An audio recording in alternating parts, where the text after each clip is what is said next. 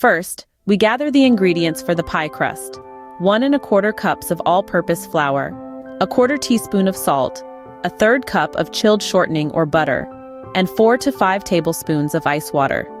We begin by mixing the flour and salt in a large bowl. The shortening is then cut into the mixture until it resembles coarse crumbs. Gradually, ice water is stirred in until the mixture forms a ball. This dough is then wrapped in plastic and refrigerated for a minimum of 30 minutes. Next, we roll out the dough to fit a 9-inch pie plate. The crust is placed in the pie plate, the excess is trimmed, and the edges are crimped.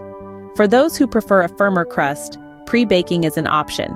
Preheat the oven to 400 degrees Fahrenheit. The crust is then lined with parchment paper and filled with pie weights or dried beans. It's then baked for about 10 minutes. The weights are removed, and it's baked for another 5 minutes or until the crust is lightly golden. Remember to reduce the oven temperature to 350 degrees Fahrenheit afterward. Now it's time for the filling.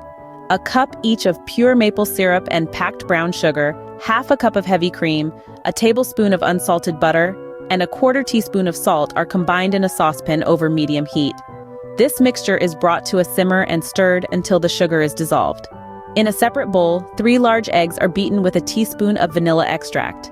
A small amount of the hot syrup is gradually whisked into the eggs to temper them, and then the egg mixture is slowly whisked back into the saucepan. The mixture is cooked, stirring constantly, until it is glossy and slightly thickened. Be careful not to let it boil.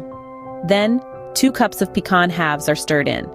The filling is poured into the pre-baked pie crust and baked in the preheated oven for 45 to 50 minutes, or until the filling is set and the pie is golden brown. If the edges of the pie crust begin to brown too quickly, cover them with foil. Once baked, the pie is removed from the oven and allowed to cool on a wire rack. The filling will continue to set as it cools. Finally, the pie is ready to be served.